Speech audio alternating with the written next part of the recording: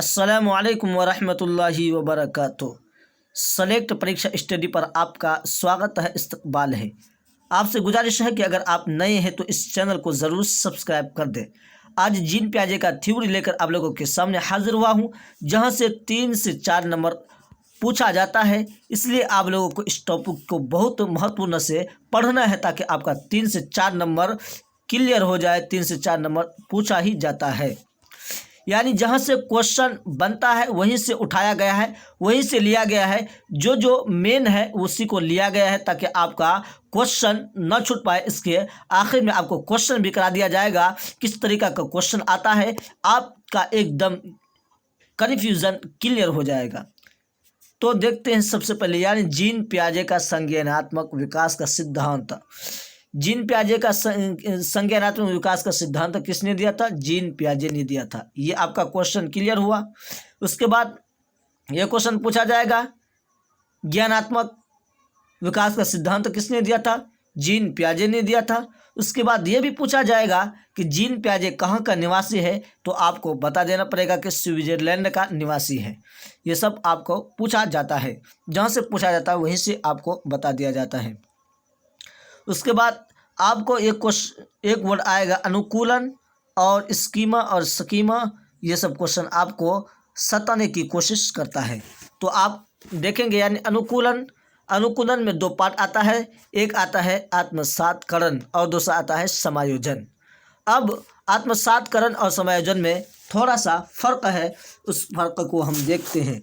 यानी आत्मसातीकरण भी कहा जाता है, उसको कहा जाता है जब बच्चे यानी पूर्व ज्ञान के साथ नवीन ज्ञान को जोड़ने की प्रक्रिया को आत्मसातकरण कहा जाता है।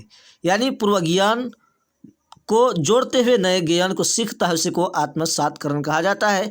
बस इतना ही आपको समझना है। उसके बाद समायोजन जब बालक अपने पुराने स्कीमा अर्थात ज्ञान में परिवर्तन करना प्रारंभ कर देता है, तो वह प्रक्रिया समायोजन कहलाता है। ये आपको, और संशोधन अगर जहाँ भी वर्ड आता है क्वेश्चन में पूछा जाता है तो आत्मसातकरण आपको लगाना पड़ेगा। उसके बाद स्कीमा उसको कहा जाता है जो आप एक क्रिया यानी क्रिया संगठन को स्कीमा कहा जाता है, यानी दोहराया जिसको जाता है। अब स्कीमा उसको कहा जाता है ऐसी मानसिक संक्रियाएं जिनका अनुकरण किया जा सकता है, उसको स्कीमा कहा जाता है। जैसे बच्चे ने किसी बड़ों को, आप मोजा पहन रहे हैं तो जुराब पहन रहे हैं, तो बच्चे देख रहा है कि वह भी जुराब पहन रहा है, वह भी उसे देख करके करता है, तो उसको स्कीमा कहा जाता है। ये वर्ड उतना ये नहीं है, अब इसको आगे देखेंगे। यहाँ से आपका एक क्वेश्चन बन जाता है। उसके बाद ये भी बनता है खोज और निर्माण का सिद्धांत किसने दिया था? खोज और निर्माण से किसने कहा था? जीन प्याजे ने ही कहा था। यहाँ से एक भी आपका ये क्वेश्चन बन जाता है। आपको छोड़ना नहीं, जहाँ से होता है आपका क्वेश्चन हल करवा दिया जाएगा। इसके ऑब्जेक्टिव भी क्वेश्चन लगाया जाएगा। यानी बच्चे समझ का सृजन करते हैं, ये किसने कहा था? जीन प्याजे ने कहा था। ज्ञान का निर्माण करते हैं, किसने कहा था? जीन प्याजे ने कहा था। खोज द्वारा ज्ञान का निर्माण करते हैं, किसने कहा था? जीन प्याजे ने कहा था। ये क्वेश्चन डायरेक्ट यहीं से क्वेश्चन बनता है। आपको ऑब्जेक्टिव क्वेश्चन जब लगाएंगे आप उसको देख सकते हैं। संज्ञानात्मक विकास नकल पर आधारित न होकर खोज पर आधारित है। संज्ञानात्मक विकास नकल पर न आधारित पर खोज पर आधारित है, किसने कहा था? जीन प्याजे ने कहा था। उसके बाद यानी ये भी पूछा जाएगा कि जीन प्याजे ने कितने अवस्थाएं दिए थे, यानी 4 अवस्था दिए हैं, और 4 को आपको हल करवा दिया जा रहा है, जहां से क्वेश्चन आपका 2 से 3 नंबर का पूछा ही जाता है। संवेदी पेशी अवस्था 0 से 2 वर्ष, ये इसका 3 नाम आता है। नाम बदल करके कुछ पूछा जाता है क्वेश्चन, इसलिए आप तीनों नामों को याद रखेंगे। इंद्री जनित गामक अवस्था कहा जाता है। संवेदी प्रेरक अवस्था भी कहा जाता है, संवेदी प्रमोद अवस्था भी कहा जाता है। यानी संवेदी पेशी अवस्था, यहाँ से 4 नाम आपका निकला। आप इस 4 नाम को याद कर लेंगे, वहाँ चारों में से किसी को आपको दे दिया जाएगा, आप याद रखेंगे तभी आपका 1 नंबर क्लियर हो जाएगा। अब पराग संक्रियात्मक अवस्था 2 से 7 वर्ष, इसका ये भी याद रखेंगे। पराग संक्रियात्मक अवस्था किसको कहा जाता है, वहाँ दे दिया जाएगा 2 से 7 वर्ष, 0 से 2 वर्ष, इस तरीके से दिया जाता है। आपका क्वेश्चन जब कराएंगे आपको एकदम समझ में आ जाएगा, आपका एक भी नंबर हटने वाला नहीं है, 1 नंबर आपका 2 नंबर आपका क्लियर ही हो जाएगा। पराग संक्रियात्मक अवस्था 2 से 7 वर्ष। पूर्व संक्रियात्मक अवस्था, इसका 2 नाम है, एक है पराग संक्रियात्मक अवस्था और दूसरा है पूर्व संक्रियात्मक अवस्था।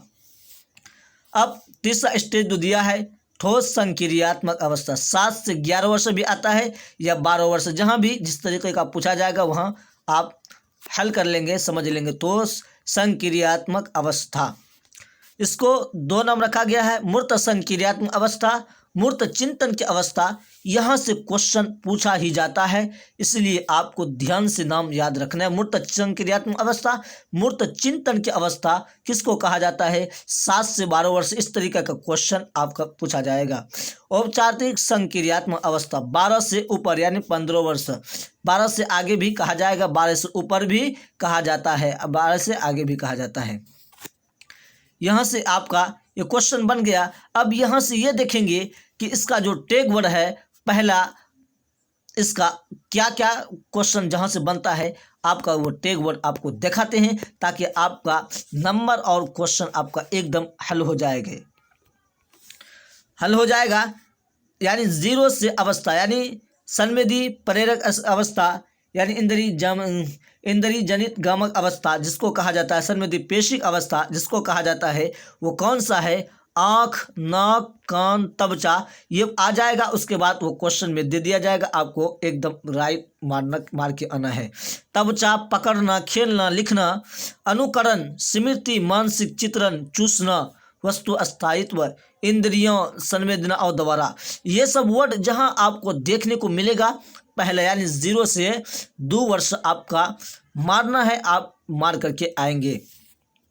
अब दूसरा स्टेज देखेंगे 2 से 7 वर्ष, जिसको पराग संक्रियात्मक अवस्था भी कहा जाता है, उसको आप देखेंगे। यानी आत्म केंद्रिता, ये वर्ड आपको देखेंगे। जीववाद, चुसुकता, विभेदीकरण, ये वर्ड अगर आपको देखने को मिलेगा आप दूसरा स्टेज मार देंगे, आपका क्वेश्चन एकदम राइट हो जाएगा। अब देखते हैं तीसरा स्टेज,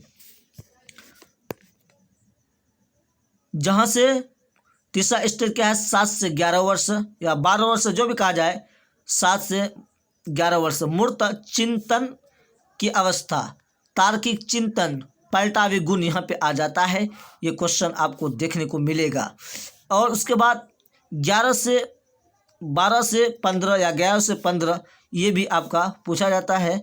यहाँ क्या है आपका अमूर्त चिंतन की अवस्था, अमूर्त तार्किक चिंतन, औपचारिक चिंतन, उच्च अवस्था या उच्चतम अवस्था, ये सब आपको पूछा जाता है, जहाँ से आपका 3 से 4 नंबर आपका पूछा ही जाता है।